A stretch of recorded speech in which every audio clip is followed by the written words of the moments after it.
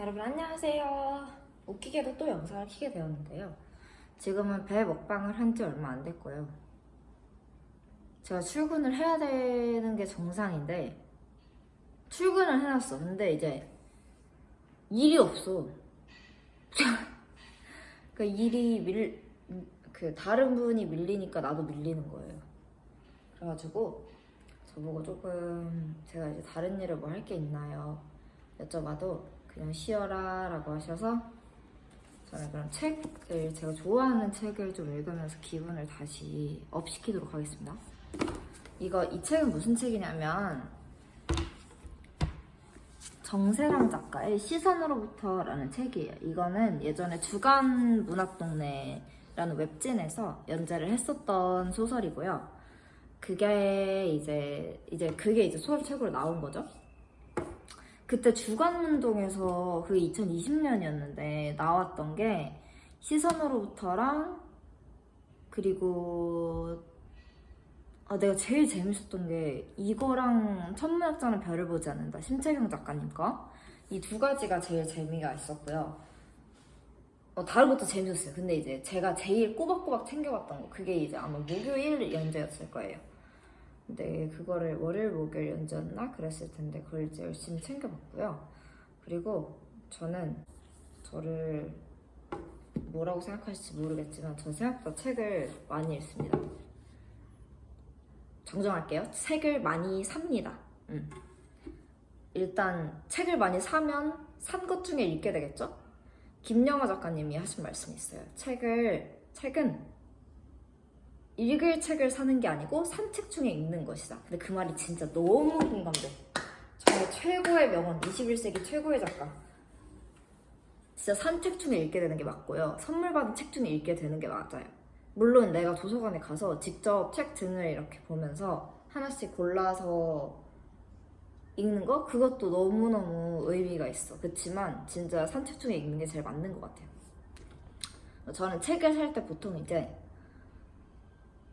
주로 젊은 작가들 책을 많이 사요. 그러니까 그 이유가 뭐냐면 일단 내 친구들이에요. 그러니까 제 친구들 중에서 작가가 많기 때문에 일단 친구들 책은 하나씩 사줘야 되기도 하고, 그게 펀딩이든 뭐가 됐든 진짜 출판사에서 낸 거든 뭐든. 그리고 이제 김승우 문학상, 이상 문학상, 그리고 젊은 작가상도 원래는 되게 좋아했었는데 이제 어떠한 논란을 기점으로 조금 이제 멀어지게 됐고요. 근데 어쨌든 제가 좋아하는 건 그렇게 됐고요. 그리고 이제 좋아하는 작가들이 정해져 있어요. 정세랑 작가도 좋아했는데 정세랑 작가 좋아합니다. 근데 하지만 이제 정세랑 작가의 도서전까지의 탄성은 좋아하지 않아요. 근데 그걸 제외하고는 정세랑 작가 좋아하고 조남주 작가님 뭐 말할 것도 없고, 이제 민음섭 거기에 가면 이제 뭐라 하죠? 서울국제도서전 맞아. 거기에 가잖아요. 출판사별로 부스가 다 있어. 근데 이제 제일 큰 게 민음사가 제일 컸고, 문학동네 민음사는 진짜 컸고요. 그 민음사는 특히 진짜 82년생 김지영을 기점으로 정말 부스가 어마어마하게 커졌어요. 그리고 이제 동화책 부스들 너무 좋아하고, 서울국제도서전에서 민음사 달고 계신 분들 보면서 되게 부러워했었어요. 전 한때 출판계에 취업을 하고 싶었거든요. 근데 거기 이제 사람을 워낙 안 뽑기도 하고, 그리고 제가 잘할 자신도 없어요. 근데 어쨌든 그래서 시선으로부터를 좀 읽을 거예요. 여기 뒤에 이제 이걸 읽고 평을 써주신 분들이 있는데 이걸 뭐라 하죠? 추천사를 써주신 분들이 뭐라고 하냐면, 박상영 작가도 제가 되게 좋아하는 작가인데 이분이 나에게 정세랑이라는 세 글자는 청량함의 동의어이다 라고 첫 문장을 그렇게 쓰셨는데 이게 너무 공감이 되는 거예요. 왜냐면 정세랑 작가 책들 중에서 이 책이랑 시선으로부터랑 다음에 이제 지구인 만큼 지구를 사랑할 수 없어. 그거는 이제 에세이고. 이거랑 지구에서 하나뿐. 그 두 개를 읽으면 기분이 정말 좋아지거든요. 진짜 말도 안 되게. 그러니까 내가 뭔가 다른 세상에 가서 뭔가를 경험을 하고 온 느낌이야. 특히 시선으로부터는 매회 연재될 때마다 제가 진짜 너무너무 좋아했었어요. 근데 이게 책으로 나오니까 또 너무 좋고 2020 최고의 한국문화 1위 2020 올해의 책 이 소설은 무엇보다 20세기를 살아낸 여자들에게 바치는 21세기의 사랑이다 라는 그러니까 이제 심시선 씨라는 분은 20세기 분이고 나머지 이제 21세기의 손녀들이 그 심시선 씨를 추모하는 과정에서 생기는 일들 이제 제사를 지내는 방식이 굉장히 특이해요. 그래서 이제 그런 걸 가지고 한 건데 제가 좋아하는 문구를 한번 읽어드릴게요. 이건 이 작중의 심시선 씨가 부모 연합 초청 강연, 그러니까 1984년에 열린, 그러니까 극중의 가상 강연이죠. 열린 초청 강연에서 한 말씀이세요. 근데 이제 읽어보면 강연을 다니다 보면 질의응답 시간에 많은 부모들이 물어옵니다. 자녀가 예술 분야로 진로를 정하고 싶어 하는데 어떻게 하면 좋으냐고요. 그림도 그리고 글도 썼으니 제게 아주 현명한 답이 있을 거라고 생각하시는 듯 하더라고요. 일단 제가 아는 한 최대로 가리는 것 없이 업계의 현실을 알려드리지만은 또 너무 완강하게 반대하거나 금지하지는 마시라고 말씀드립니다. 예술계의 실패와 성공이 모두 큰 것은 그리고 성공 쪽이 훨씬 드문 것은 예나 지금이나 똑같고 영영 그럴 테지요. 그러나 그게 문제가 아닙니다. 그보다 더 절박한 안위의 문제가 있습니다.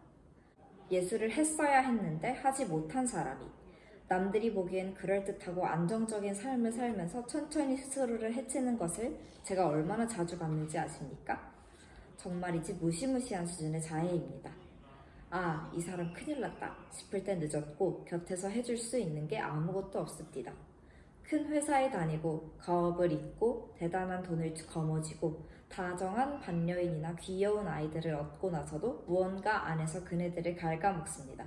기생충이 먹을 게 없으면 내장을 파고들듯이요. 수집가나 애호가가 되어 욕구를 해소할 수 있으면 다행이지만 대부분은 그렇게 운이 좋지 않습니다. 결국 일에도 뜻이 없어지고 주변에도 마음 붙이지 못하고 저보다 훨씬 가난한 예술가들 곁에서 머물며 소비만 하다가 자기 자신도 소모해버립니다.